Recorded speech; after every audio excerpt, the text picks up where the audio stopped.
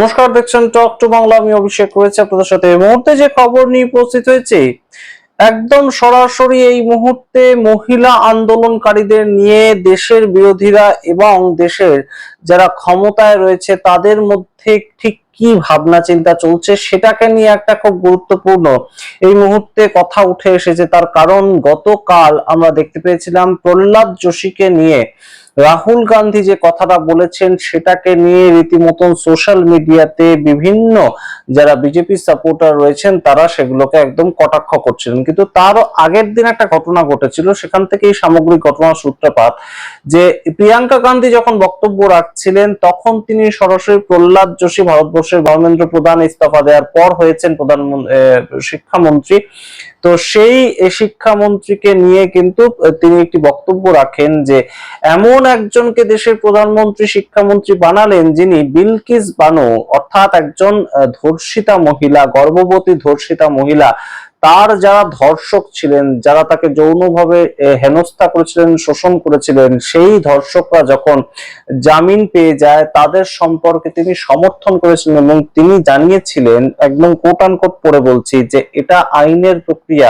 দীর্ঘদিন যদি কেউ বা কারা জেলে থাকে তাহলে সেই ব্যক্তি যদি একদম আইনের দ্বারা তাকে জামিন দেওয়া হয় তাহলে সেই ক্ষেত্রে আমার কিছু বলার নেই, এটাতে আইনি প্রক্রিয়া, এটা হতেই পারে। তো সেই জায়গাটা কিন্তু গুরুত্বপূর্ণভাবে প্রিয়াঙ্কা গান্ধী পয়েন্ট আউট করেন। তার পরবর্তীতে রাহুল গান্ধীও একই কথা বলেন গতকাল সংসদের বাইরে। একদম 23 সেকেন্ডের একটি সাক্ষাৎকার আপনারা দেখুন, তারপর আসছে নিয়ে বিস্তারিত ব্যাখ্যায় যে এই মুহূর্তে এই বিষয়টা আরো কেন গুরুতর হয়ে উঠেছে।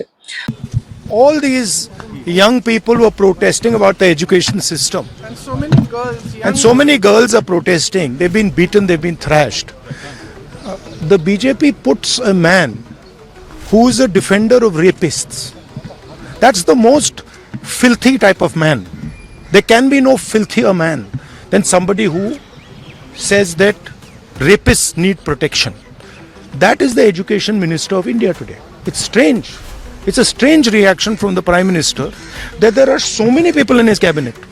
He could have chosen any one of them, but he chooses a person who protects rapists. শুনলেন রাহুল গান্ধীর বক্তব্য। এবার আপনাদেরকে বলি এই বিষয়টা শুধুমাত্র প্রহ্লাদ যোশীকে নিয়ে নয়, তার কারণ এই সামগ্রিক যে আন্দোলনটা সেখানে যেমন পরিমাণে ছেলেরা উপস্থিত ছিল তেমন পরিমাণে মেয়েরাও উপস্থিত ছিল। জাতি, ধর্ম, লিঙ্গ নির্বিশেষে এই আন্দোলন, স্টুডেন্ট মুভমেন্টে আমরা দেখতে পেয়েছি দিল্লির যন্তর মন্তর থেকে সারা ভারত জুড়ে যেখানে যেখানেই হয়েছে। তো সেই ক্ষেত্রে আমরা যেটা দেখতে পেয়েছি একদম সরাসরি কঙ্গনা রানাওয়াত, আপনারা জানেন বিজেপির একজন অভিনেত্রী এবং তার সঙ্গে সাংসদ, বিজেপির অভিনেত্রী সাংসদ তিনি, এবং অবশ্যই সেই ক্ষেত্রে তার একটি বক্তব্য ইতিমধ্যে খুব ভাইরাল হয়েছে। তিনি এই জেনারেশন অর্থাৎ মহিলাদেরকে একদম গাটার জেনারেশন বলেছেন। জেনারেশন গাটার, গাটার বলতে যারা একদম আবর্জনার মধ্যে থাকে সেই জেনারেশন বলছে। তো তারা তো নিজেদেরকে ককরোচ বলছি, তারপরেও তাদেরকে এই ধরনের কটাক্ষ করার দরকারটা কেন পড়লো? এবং তিনি কি বলছেন? তিনি বলছেন এই যে জেনারেশন মহিলাদের সম্বন্ধে বলছেন, এই যে জেনারেশনের মহিলারা রাস্তায় নেমেছে তারা পড়াশোনায় ভালো না, তারা দেখতেও এতটাই খারাপ যে তারা কোনো ভালো বাড়ির স্ত্রী হতে পারে। কতদূর অপমানজনক একটা কথা আপনারা ভাবার চেষ্টা করুন, যে এতটাই খারাপ দেখতে তারা কোনো বাড়ির স্ত্রী হতে পারবে না। তার পরবর্তীতে বলছে যে তারা ড্রাগস নেয় এবং বাবা মায়ের টাকায় তারা এই আন্দোলন করতে আসছে, তাদের কোনো ধরনের সমাজকে দেওয়ার মতন কিছু নেই। কিন্তু অবশ্যই গুরুত্বপূর্ণ, আমরা সবার কথা বলছি না, অন্তত এই আন্দোলন থেকে একজন মহিলা মুখ, প্রতিবাদী মহিলা মুখ উঠে এসেছে, যিনি নেহা তিনি দিল্লি ইউনিভার্সিটিতে পিএইচডি করছেন এবং অবশ্যই 23 দিন অনশন করেছিলেন পরবর্তী প্রজন্মের ভবিষ্যতের জন্য, এবং তিনি অবশ্যই এই মুহূর্তে গুরুত্বপূর্ণ একজন অ্যাক্টিভিস্ট হয়ে উঠে এসেছেন। এবং সেটা বোধহয় কঙ্গনা রানাওয়াতের পক্ষে সম্ভব নয় 23 দিন একটানা অনশন করা, তাও জাতির স্বার্থে, তাও তাদের পরবর্তী প্রজন্মের স্বার্থে। এটা কঙ্গনা রানাওয়াতের পক্ষে সম্ভব কিনা আমরা জানি না, কিন্তু গুরুত্বপূর্ণ বিষয় যেটা আমাদের দেশে এই মুহূর্তে এই যে আন্দোলনটা হলো সেটার মধ্যে ছেলেদের প্রতি যেমন মানুষের সহানুভূতি রয়েছে, অবশ্যই ছেলে প্রতিনিধি যারা গিয়েছিলেন অনশন করেছিলেন তাদের প্রতি অবশ্যই সহানুভূতি ছিল, কিন্তু মহিলাদের ওপর যখন লাঠিচার্জ হয়েছে, মহিলারা যখন এই আন্দোলনের সঙ্গে যুক্ত হয়েছেন, তখন অবশ্যই কিন্তু এই আন্দোলনের প্রতি এমপ্যাথি অনেক বিজেপি সাপোর্টার আমরা দেখতে পেয়েছি যে বাড়ির মেয়েদের ওপর লাঠিচার্জ করছে পুলিশ, এইটা কিভাবে হতে পারে? এই বিষয়টা কিন্তু অবশ্যই আমাদের সমাজে এইটা সংগঠিত হয়েছে, আমরা কথা বলে দেখতে পেয়েছি, এবং সেই জায়গা থেকে এই আন্দোলন সাফল্যমণ্ডিত হওয়ার পেছনে অনেক অংশে কিন্তু বাড়ির মেয়েরা যারা রাস্তায় নেমে এসেছিলেন, যারা গুরুদ্বারে থেকেছিলেন, আমরা এই ধরনের মেয়েদের সঙ্গে কানেক্ট করতে পেরেছি যারা কলকাতার থেকে একা দিল্লিতে গিয়ে যন্তর মন্তরে প্রোটেস্ট করেছেন এবং গুরুদ্বারে থেকেছেন, সেখানে খেয়েছেন। তো এই যে জায়গাটা তৈরি হয়েছিল, এবং আমরা দেখতে পেয়েছি অদ্ভুত অদ্ভুত কিছু ছবি। কোন মহিলা এই যন্তর মন্তরে এসে বলেননি যে তাদেরকে কেউ ব্যাক টাচ করেছে, তারা সেফলি ফিল করে সম্পূর্ণ আন্দোলনে অংশগ্রহণ করেছেন। তারা কখনোই বলেননি যে তারা যারা সহযোদ্ধা ছিলেন পুরুষরা, তাদেরকে কোনোভাবে আনসেফ ফিল করিয়েছেন। এবং তার সঙ্গে আমরা দেখতে পেয়েছি কি ছবি উঠে এসেছে, একজন মহিলা, তিনি 28 বছরের একজন মহিলা মডেল, তিনি এই আন্দোলনে গিয়েছিলেন, তার সাথীদের যখন পুলিশ গ্রেপ্তার করে নিয়ে যাওয়ার মতন প্রেক্ষিত তৈরি করেছিল, তিনি একা হাত দিয়ে বাসটাকে দাঁড় করে রেখেছিলেন।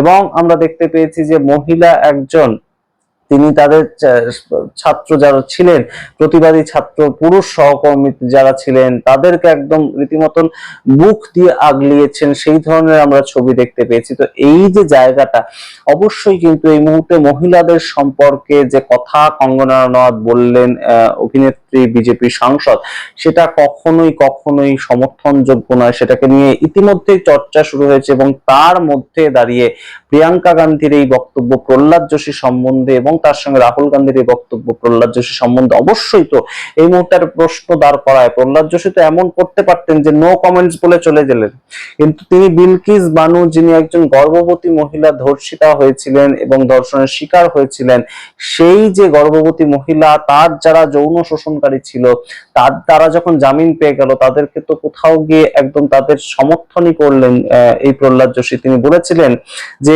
এই আইনের প্রক্রিয়ার মাধ্যমে দীর্ঘদিন যারা জেল খাটছে, তাদের যদি জামিনের সুযোগ থাকে, তাহলে সেটা সঠিক জায়গাটাই প্রতিষ্ঠিত হয়েছে। এই কথা বলার ভিত্তিতে পরবর্তীতে তাকে শিক্ষামন্ত্রী বানালো সরকার, এবং যে একজন শিক্ষামন্ত্রী চলে যাওয়ার প্রেক্ষিত তৈরি হলো, সেই প্রেক্ষিতে বা সেই যে প্রতিবাদটা যারা তৈরি করলেন, তাদের মধ্যে অনেক 50 to 60% মহিলা প্রতিবাদী মুখ ছিলেন।